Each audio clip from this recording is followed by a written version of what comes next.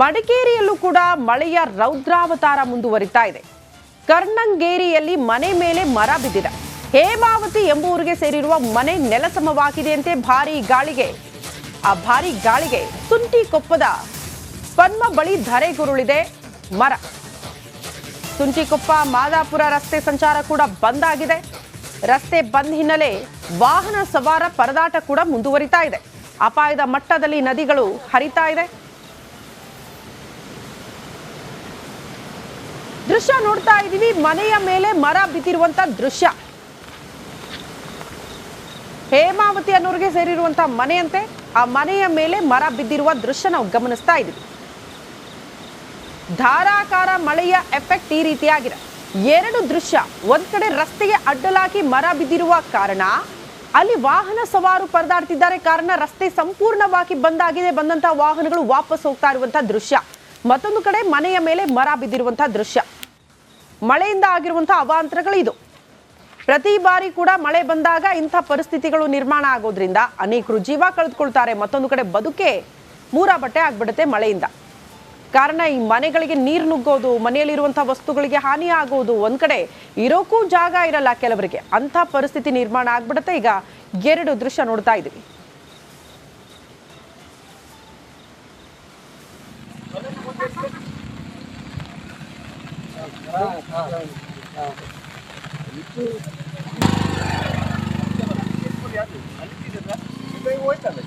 ಕಾರವಾರದ ಶಿರೂರಲ್ಲಿ ಮಹಾ ದುರಂತ ವಿಚಾರಕ್ಕೆ ಸಂಬಂಧಪಟ್ಟಂತೆ ಗುಡ್ಡ ಕುಸಿತದಲ್ಲಿ ನಾಪತ್ತೆಯಾದವರಿಗಾಗಿ ಶೋಧ ನಡೀತಾ ಇದೆ.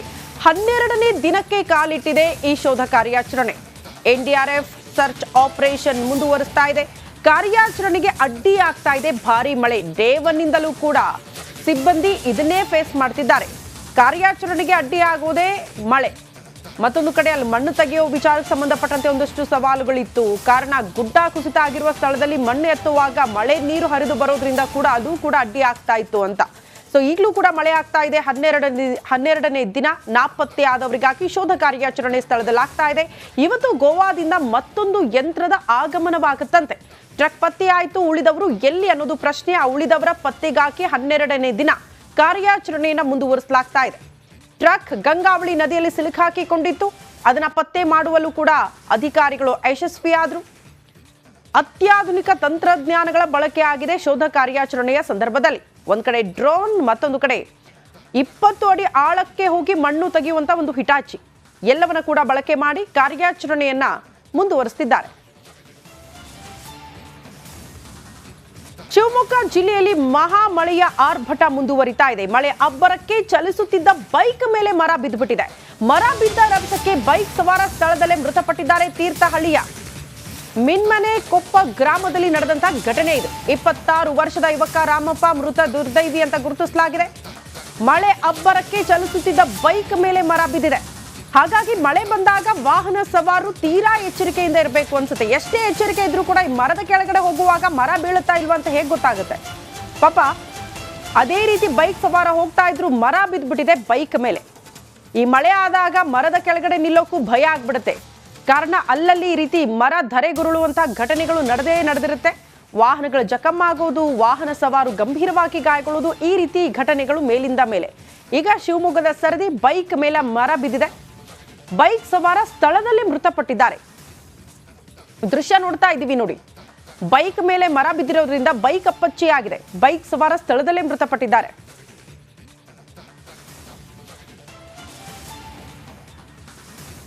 ಶಿವಮೊಗ್ಗ ಜಿಲ್ಲೆಯಲ್ಲಿ ಮಹಾ ಮಳೆಯ ಆರ್ಭಟ ಮುಂದುವರಿತಾ ಇದೆ. ಮಳೆ ಅಬ್ಬರಕ್ಕೆ ಚಲಿಸುತ್ತಿದ್ದ ಬೈಕ್ ಮೇಲೆ ಮರ ಬಿದ್ದುಬಿಟ್ಟಿದೆ. ಮರ ಬಿದ್ದ ರಭಸಕ್ಕೆ ಬೈಕ್ ಸವಾರ ಸ್ಥಳದಲ್ಲೇ ಮೃತಪಟ್ಟಿದ್ದಾರೆ. ತೀರ್ಥಹಳ್ಳಿಯ ಮಿನ್ಮನೆ ಕೊಪ್ಪ ಗ್ರಾಮದಲ್ಲಿ ನಡೆದಂತಹ ಘಟನೆ ಇದು. 26 ವರ್ಷದ ಯುವಕ ರಾಮಪ್ಪ ಮೃತ ದುರ್ದೈವಿ ಅಂತ ಗುರುತಿಸಲಾಗಿದೆ. ಮಳೆ ಅಬ್ಬರಕ್ಕೆ ಚಲಿಸುತ್ತಿದ್ದ ಬೈಕ್ ಮೇಲೆ ಮರ ಬಿದ್ದಿದೆ. ಹಾಗಾಗಿ ಮಳೆ ಬಂದಾಗ ವಾಹನ ಸವಾರರು ತೀರಾ ಎಚ್ಚರಿಕೆಯಿಂದ ಇರಬೇಕು ಅನ್ಸುತ್ತೆ. ಎಷ್ಟೇ ಎಚ್ಚರಿಕೆ ಇದ್ರೂ ಕೂಡ ಈ ಮರದ ಕೆಳಗಡೆ ಹೋಗುವಾಗ ಮರ ಬೀಳುತ್ತಾ ಇಲ್ವಾ ಅಂತ ಹೇಗೆ ಗೊತ್ತಾಗುತ್ತೆ ಪಾಪ. ಅದೇ ರೀತಿ ಬೈಕ್ ಸವಾರ ಹೋಗ್ತಾ ಇದ್ರು, ಮರ ಬಿದ್ದುಬಿಟ್ಟಿದೆ ಬೈಕ್ ಮೇಲೆ. ಈ ಮಳೆ ಆದಾಗ ಮರದ ಕೆಳಗಡೆ ನಿಲ್ಲೋಕ್ಕೂ ಭಯ ಆಗ್ಬಿಡುತ್ತೆ. ಕಾರಣ ಅಲ್ಲಲ್ಲಿ ಈ ರೀತಿ ಮರ ಧರೆಗುರುಳುವಂತಹ ಘಟನೆಗಳು ನಡೆದಿರುತ್ತೆ. ವಾಹನಗಳು ಜಖಮ್ಮಾಗೋದು, ವಾಹನ ಸವಾರು ಗಂಭೀರವಾಗಿ ಗಾಯಗೊಳ್ಳುವುದು, ಈ ರೀತಿ ಘಟನೆಗಳು ಮೇಲಿಂದ ಮೇಲೆ. ಈಗ ಶಿವಮೊಗ್ಗದ ಸರದಿ ಬೈಕ್ ಮೇಲೆ ಮರ ಬಿದ್ದಿದೆ. ಬೈಕ್ ಸವಾರ ಸ್ಥಳದಲ್ಲೇ ಮೃತಪಟ್ಟಿದ್ದಾರೆ. ದೃಶ್ಯ ನೋಡ್ತಾ ಇದ್ದೀವಿ ನೋಡಿ. ಬೈಕ್ ಮೇಲೆ ಮರ ಬಿದ್ದಿರೋದ್ರಿಂದ ಬೈಕ್ ಅಪ್ಪಚ್ಚಿಯಾಗಿದೆ. ಬೈಕ್ ಸವಾರ ಸ್ಥಳದಲ್ಲೇ ಮೃತಪಟ್ಟಿದ್ದಾರೆ.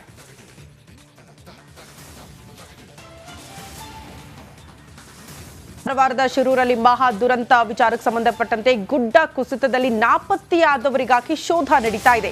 12ನೇ ದಿನಕ್ಕೆ ಕಾಲಿಟ್ಟಿದೆ ಈ ಶೋಧ ಕಾರ್ಯಾಚರಣೆ. ಎನ್ಡಿಆರ್ಎಫ್ ಸರ್ಚ್ ಆಪರೇಷನ್ ಮುಂದುವರಿಸ್ತಾ ಇದೆ.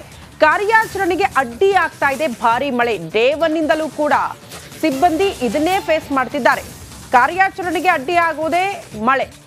ಮತ್ತೊಂದು ಕಡೆ ಅಲ್ಲಿ ಮಣ್ಣು ತೆಗೆಯುವ ವಿಚಾರಕ್ಕೆ ಸಂಬಂಧಪಟ್ಟಂತೆ ಒಂದಷ್ಟು ಸವಾಲುಗಳಿತ್ತು. ಕಾರಣ ಗುಡ್ಡ ಕುಸಿತ ಆಗಿರುವ ಸ್ಥಳದಲ್ಲಿ ಮಣ್ಣು ಎತ್ತುವಾಗ ಮಳೆ ನೀರು ಹರಿದು ಬರೋದ್ರಿಂದ ಕೂಡ ಅದು ಕೂಡ ಅಡ್ಡಿ ಆಗ್ತಾ ಇತ್ತು ಅಂತ. ಸೊ ಈಗಲೂ ಕೂಡ ಮಳೆ ಆಗ್ತಾ ಇದೆ. 12ನೇ ದಿನ ನಾಪತ್ತೆ ಆದವರಿಗಾಗಿ ಶೋಧ ಕಾರ್ಯಾಚರಣೆ ಸ್ಥಳದಲ್ಲಿ ಆಗ್ತಾ ಇದೆ. ಇವತ್ತು ಗೋವಾದಿಂದ ಮತ್ತೊಂದು ಯಂತ್ರದ ಆಗಮನವಾಗುತ್ತಂತೆ. ಟ್ರಕ್ ಪತ್ತೆ ಆಯಿತು. ಉಳಿದವರು ಎಲ್ಲಿ ಅನ್ನೋದು ಪ್ರಶ್ನೆ. ಆ ಉಳಿದವರ ಪತ್ತೆಗಾಗಿ 12ನೇ ದಿನ ಕಾರ್ಯಾಚರಣೆಯನ್ನು ಮುಂದುವರಿಸಲಾಗ್ತಾ ಇದೆ. ಟ್ರಕ್ ಗಂಗಾವಳಿ ನದಿಯಲ್ಲಿ ಸಿಲುಕಾಕಿಕೊಂಡಿತ್ತು. ಅದನ್ನ ಪತ್ತೆ ಮಾಡುವಲ್ಲೂ ಕೂಡ ಅಧಿಕಾರಿಗಳು ಯಶಸ್ವಿಯಾದರು. ಅತ್ಯಾಧುನಿಕ ತಂತ್ರಜ್ಞಾನಗಳ ಬಳಕೆ ಆಗಿದೆ ಶೋಧ ಕಾರ್ಯಾಚರಣೆಯ ಸಂದರ್ಭದಲ್ಲಿ. ಒಂದ್ ಕಡೆ ಡ್ರೋನ್, ಮತ್ತೊಂದು ಕಡೆ 20 ಅಡಿ ಆಳಕ್ಕೆ ಹೋಗಿ ಮಣ್ಣು ತೆಗೆಯುವಂತ ಒಂದು ಹಿಟಾಚಿ, ಎಲ್ಲವನ್ನ ಕೂಡ ಬಳಕೆ ಮಾಡಿ ಕಾರ್ಯಾಚರಣೆಯನ್ನ ಮುಂದುವರಿಸುತ್ತಿದ್ದಾರೆ.